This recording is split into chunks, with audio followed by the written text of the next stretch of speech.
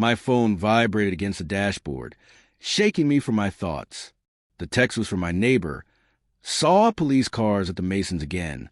Domestic situation. Made me think of you and your family worries. I stare at the message, the ghost of my wife, Eleanor, echoing in my mind. She used to worry about those neighbors too, back when she was alive. Now, 6 months after losing her, every family gathering felt fragile, and my concern centered solely on my daughter, Diana, and the instability I sensed in her marriage to Victor. The clock displayed 2:30 p.m. I shifted the old Ford Ranger into reverse and pulled out onto Oakwood Road. Snow had begun falling an hour earlier, heavy flakes making the roads treacherous and demanding caution. I kept both hands on the wheel, maintaining a steady 40 miles per hour as I drove south on Route 90 toward Capital City. The radio played classical rock, the same station Eleanor and I always listened to, matching the heavy mood settling over me.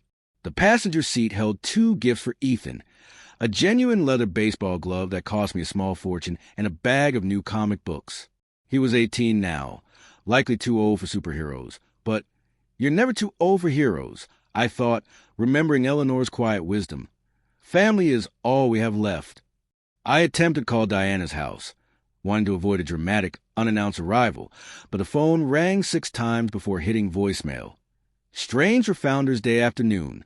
I stopped at a gas station, grabbing coffee and some peppermints Ethan liked. The attendant shook his head at the intensifying weather, warning that the roads were worsening by the hour. By 3:05 p.m., I took exit 22 toward Diana's neighborhood. I pictured Ethan inside, perhaps helping his mother or watching football with Victor. The memory of our fishing trip at Lake Cypress that summer surfaced. He caught his first base and grinned widely, but I'd noticed a bruise on his arm. He dismissed it as a bike accident, but the mark looked precise, too much like fingers. I should have pressed harder. I thought, a familiar stab of guilt hitting my gut. I drove slowly through Willow Creek Estate, a suburban maze of 2-story houses decorated for autumn. Diana's house appeared ahead, blue with white shutters, Victor's pickup next to her sedan. Smoke rose from the chimney, and the front porch was covered in decorations. It looked entirely normal, peaceful. I pulled the Ford Ranger into the driveway behind Victor's truck, the engine ticking quietly as it cooled.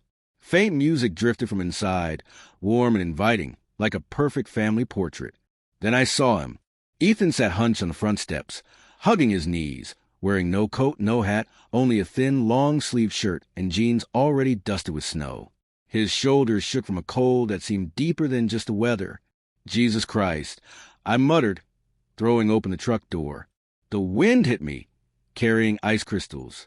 In the few seconds it took to reach him, I saw his lips had turned blue. Ethan, I shouted, running across the slippery driveway. What are you doing out here? The relief in his eyes nearly broke me. His face was pale, almost gray, with red, bitten patches on his cheeks. Alistair! His voice was barely a whisper, his teeth chattering uncontrollably. I ripped off my heavy winter coat and wrapped it around his trembling shoulders. He was ice cold. What do you mean you can't? Can't what? I helped him stand, steadying him when his legs buckled. I'm not allowed, he whispered, pulling my coat tighter. I'm not allowed to go in the house. The words were a physical blow. Behind us, through the warmly lit windows, I could hear laughter and the sound of a television, the warm glow of a celebration, while my grandson was freezing outside like a discarded object. What do you mean not allowed? This is your home. I asked, my voice sharp with rising anger. Please don't make it worse for me, Ethan pleaded, glancing nervously at the door. Please, Alistair, if Victor hears you. I looked at the house again, then at Ethan, shivering in clothes insufficient for 50 degrees weather, let alone this freezing nightmare. How long, Ethan? I kept my voice firm but gentle. Since this morning, he confessed. This morning? I checked my watch. 2:45. Son, it's below freezing out here. You could get frostbite. I thought, stopping myself from scaring him further. I tried the door handle. Locked, of course. They had locked him out of his own home on Founders Day. I guided him toward the Ford Ranger. We need to get you warm. Come on, let's get you in a cab where there's heat. As I helped him, my mind raced, cataloging the details. The flinch when I raised my voice, the bruise from the summer.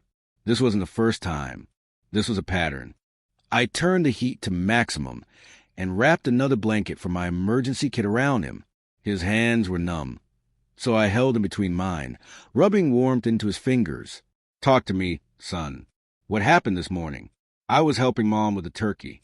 She asked me to check on it while she took a shower, he said, his voice small and ashamed. I forgot to turn off the oven timer when I took it out to baste it. He explained that the turkey was only slightly burnt on top, not ruined. Victor came in and saw it, and he lost it.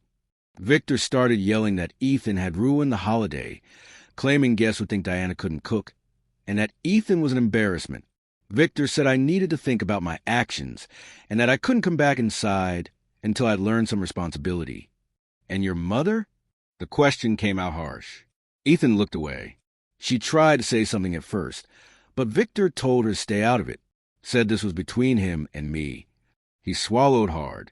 She didn't say anything after that. I checked the time again, 3:20 p.m. He'd been outside since around 11 this morning, 4.5 hours. 4.5 hours in potentially fatal weather, over a slightly burnt turkey. Has this happened before? I asked. Sometimes, he whispered. When I mess up, last month he made me stand in the garage all night because I forgot to take out the trash, and once he locked me in the basement for 2 days because I accidentally broke one of his beer bottles. Each word was a punch to my gut. Your mother knows about this. She says Victor's just trying to teach me discipline, that I need to be more responsible. Maybe she's right. Maybe I'm just... Don't! I stopped him sharply. Don't you dare blame yourself for this. What that man is doing to you isn't discipline. It's abuse, and it's going to stop today. Panic flooded his eyes. No, Alistair, please. If you make a scene, he'll just take it out on me later. He always does. Listen to me, I said, taking his hands again. You're 18 years old. You don't have to live like this anymore, and I'm not going to let you. But where would I go? He asked, terror warring with hope.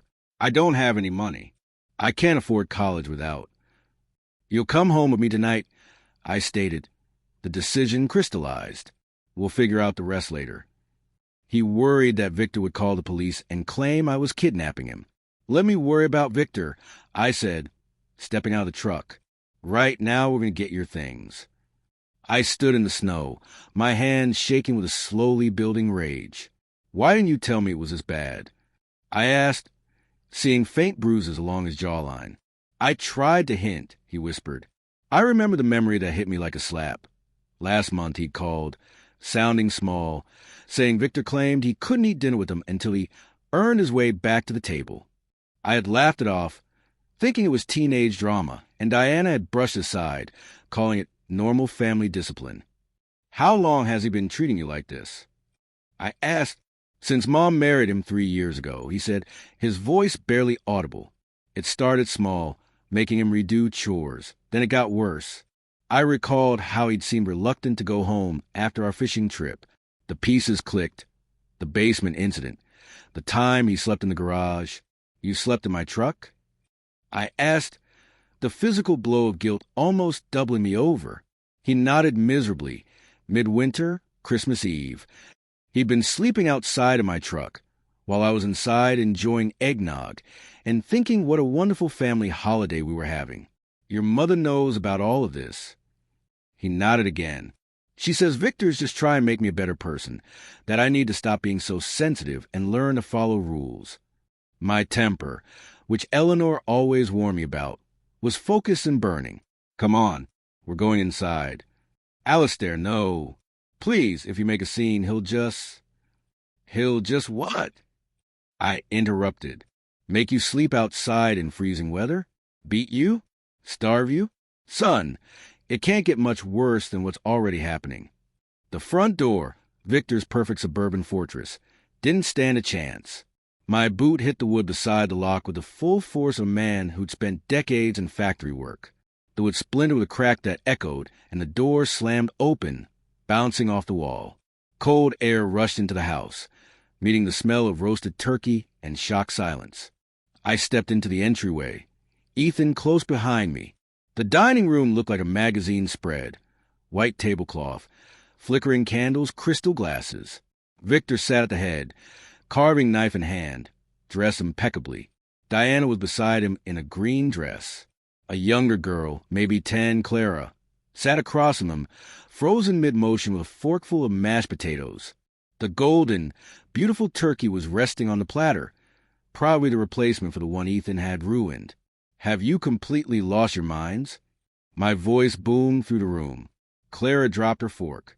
Diana's face went white, and her serving spoon hit the table, spattering gravy. "Dad!" Diana squeaked. "What are you doing here? How did you—" "While you're sitting here feasting like royalty, that boy was freezing outside." I pointed at Ethan, still shivering despite the indoor warmth. "For hours, Diana. For hours, and whether that could have killed him." Victor slowly set down his knife and rose. He was larger than me, but size didn't matter now. "Who gave you permission to enter my house? This is private property, and you're trespassing." He moved toward us with intimidating, predatory confidence. "Private property?" I stepped forward to meet him.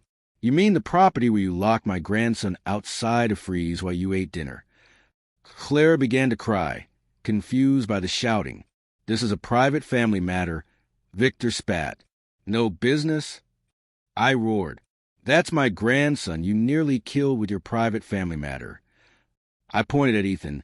"Look at him, Victor. Really look at what you've done." Victor crossed his arms, chin lifted in defiance. "The boy ruined our holiday. He needed to learn a lesson about responsibility and consequences." He took on a patronizing tone.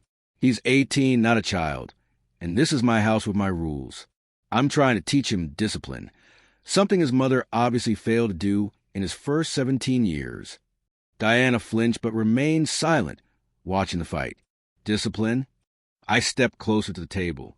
"That's called child abuse, and you're lucky I don't call the police right now."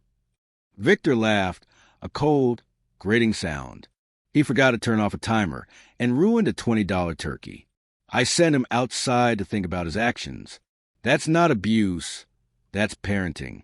For 4 hours? In 5-degree weather? He's being dramatic, just like always. Look at him, he's fine. A little cold never hurt anyone. "Alistair, please." Diana finally spoke, shaky. "Don't ruin our holiday. We can discuss this later as a family." "Ruin your holiday?" I stared at my daughter. "Your son was sitting outside freezing while you ate dinner, and you're worried about me ruining your holiday." Victor stepped between us, his face red. "This is my house, and Ethan is not my biological son. I have every right to discipline him as I see fit." The truth was finally out. Ethan didn't matter to him. "You have 30 seconds to apologize to my grandson," I said, my voice dangerously quiet. 30 seconds to show some basic human decency. Victor's laugh was colder than before. "I don't owe that boy anything.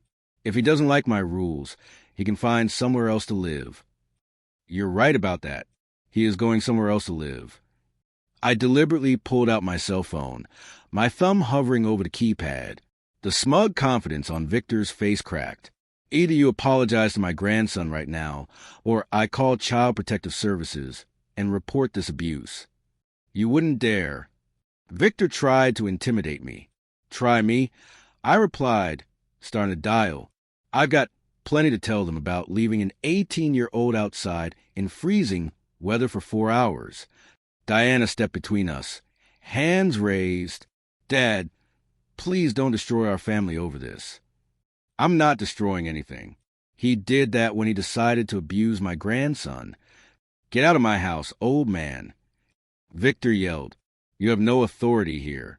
Ethan is my responsibility now."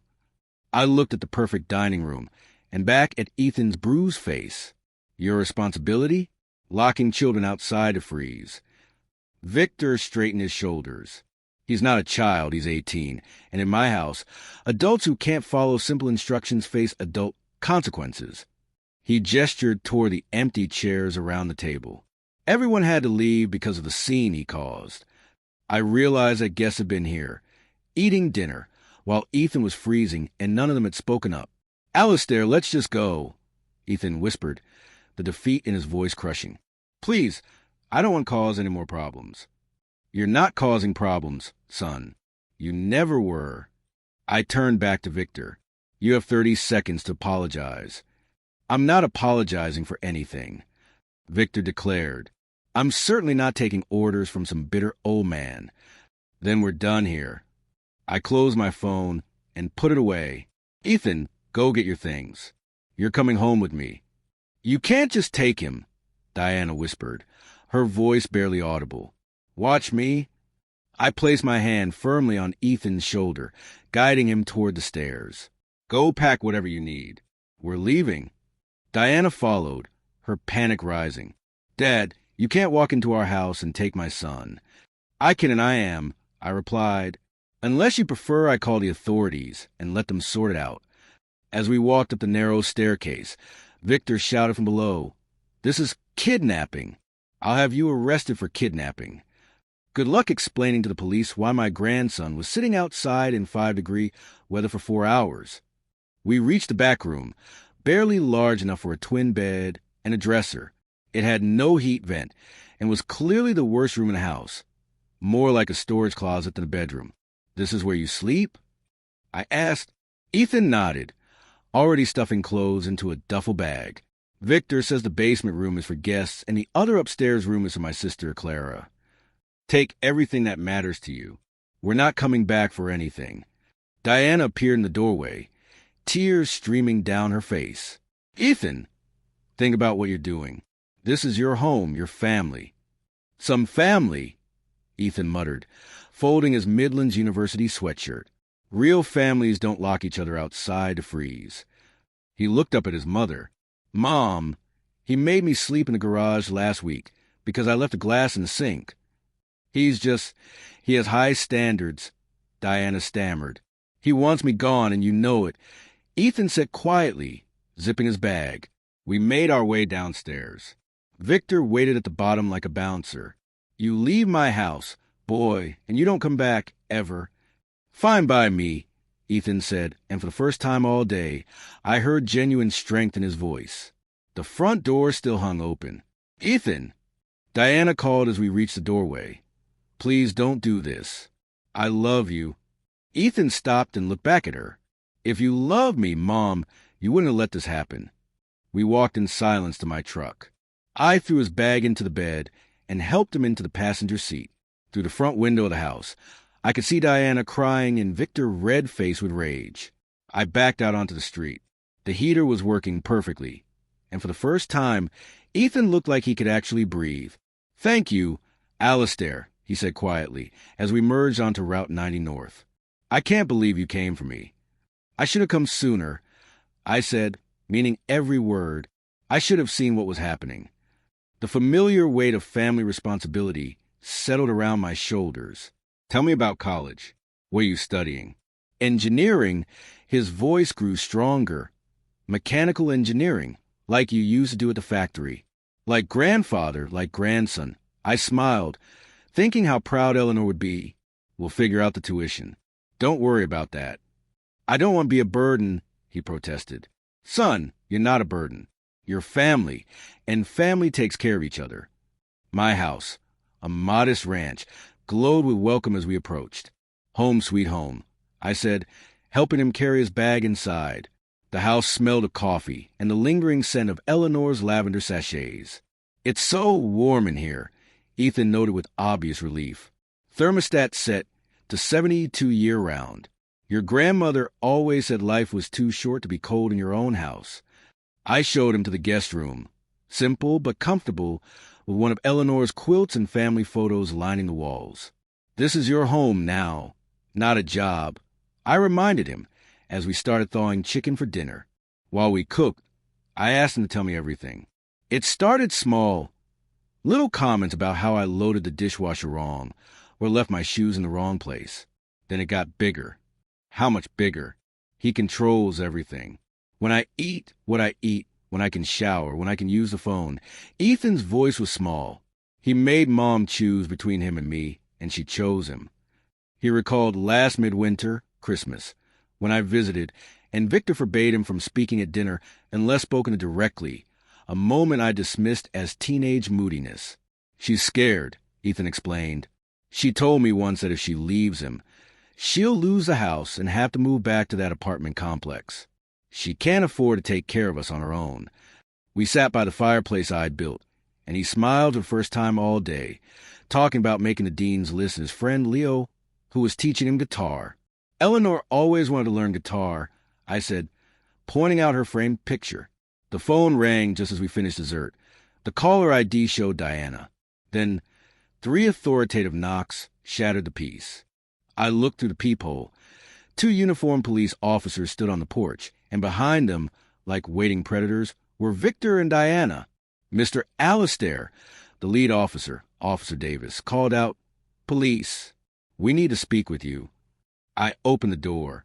Victor immediately pointed at me. "Officer, this man kidnapped my stepson. He broke into our house and took the boy without permission." The second officer, Officer Chin, pulled out a notepad. "Is the young man here voluntarily?" Ethan appeared beside me, still wrapped in the blanket. His voice was quiet but clear. "I want to stay with my grandpa. He kidnapped him." Victor's face flushed. "He's been filling the boy's head with lies, turning him against his own family." "What lies?" I stepped forward. "The truth about how you left him outside in freezing weather for 4 hours? The truth about how you've been abusing him for 3 years." Officer Davis asked us all inside. Victor put on his reasonable authority figure performance, claiming I'd always disapproved of his marriage. Officer Chin addressed Ethan. "Son, did this man force you to come with him?" "No, sir," Ethan whispered. "He saved me." "Saved you from what?" Ethan glanced nervously at Victor, then back at the officer. "From freezing to death on the front porch. I accidentally burned the turkey this morning. Victor made me sit outside in the cold to think about my actions. I was out there for over 4 hours in 5-degree weather." "He's exaggerating." Victor interjected quickly. "It was maybe an hour, and he was dressed warmly." "An hour?" I scoffed. "Officer, I have witnesses. My grandson was sitting on that porch in a thin shirt and jeans when I arrived at 3:15. He'd been there since 11 in the morning." Officer Davis turned to Victor with new interest.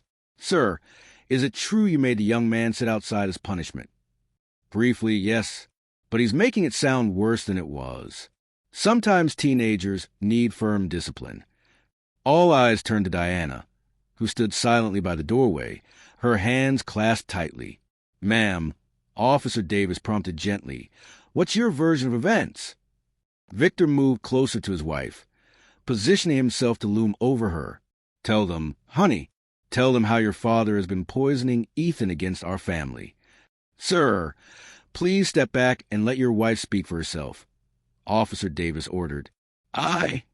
Diana started, her voice barely a whisper. She confirmed Ethan burned the turkey, and that Victor was very upset. He said Ethan needed to learn responsibility by sitting outside in freezing weather. "How long was he outside, ma'am?" She glanced quickly at Victor, who stood rigid with anger. Since around 11.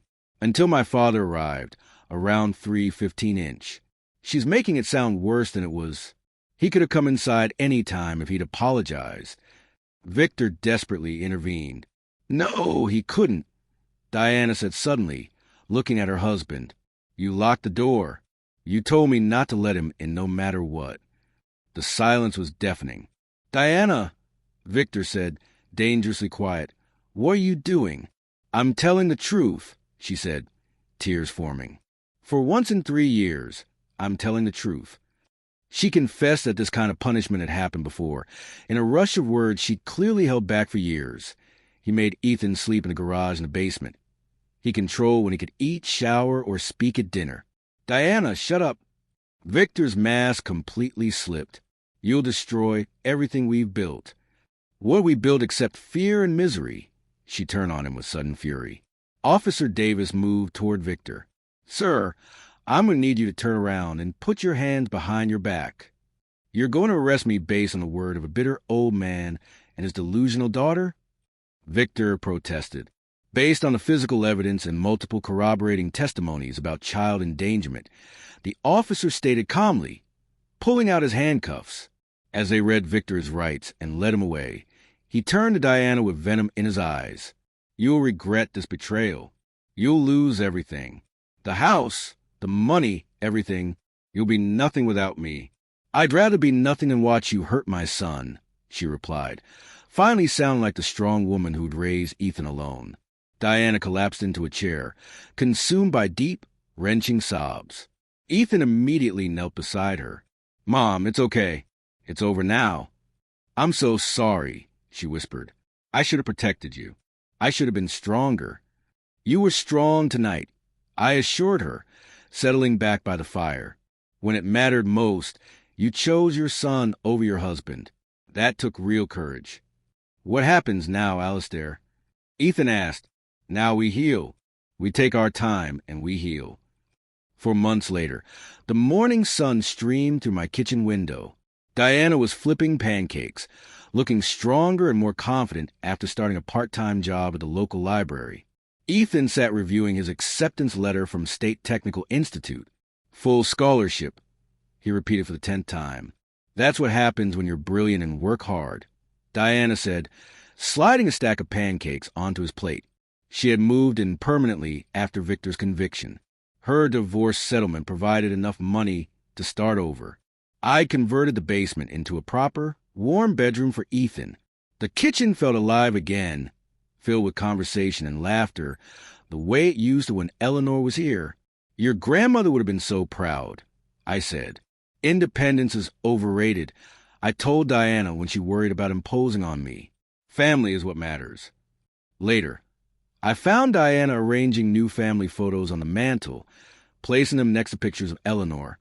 Victor's lawyer had called. He'd lost his job and was moving back to Ashtabula to live with his sister. Good, I said. The farther away, the better. I feel sorry for him sometimes, Diane admitted, but then I remember what he did to Ethan, and the feeling passes pretty quickly. That afternoon, Diana and I worked in the garden, preparing the soil for Eleanor's vegetable patch. I need to thank you again for what you did, Diana said, pulling weeds. You risked everything to save him. You could have been arrested. You don't need to thank me. I was just doing what any grandfather would do, I replied. Truth has a way of winning out in the end. That evening, Ethan was quietly practicing his guitar while Diana worked on a crossword puzzle. Alistair, Ethan said during a commercial break, I've been thinking about changing my major. To what? Social work, maybe counseling. I want to help other kids who are going through what I went through. I felt a surge of overwhelming pride. That's a fine goal. Your grandmother always said the best way to heal from pain is to help others avoid it. Later, Ethan and I stepped out onto the back porch to look at the stars. The night was clear and cold, but felt safe, unlike that terrible Founder's Day. Thank you for coming to get me, Ethan said as we headed back inside. Thank you for being worth saving. The house was warm and bright as we locked up the night, 3 members of the Thorne family who had learned that family isn't just about blood. It's about showing up when it matters most, telling the truth even when it's hard, and protecting the people you love no matter the cost. Eleanor would have been proud of all of us.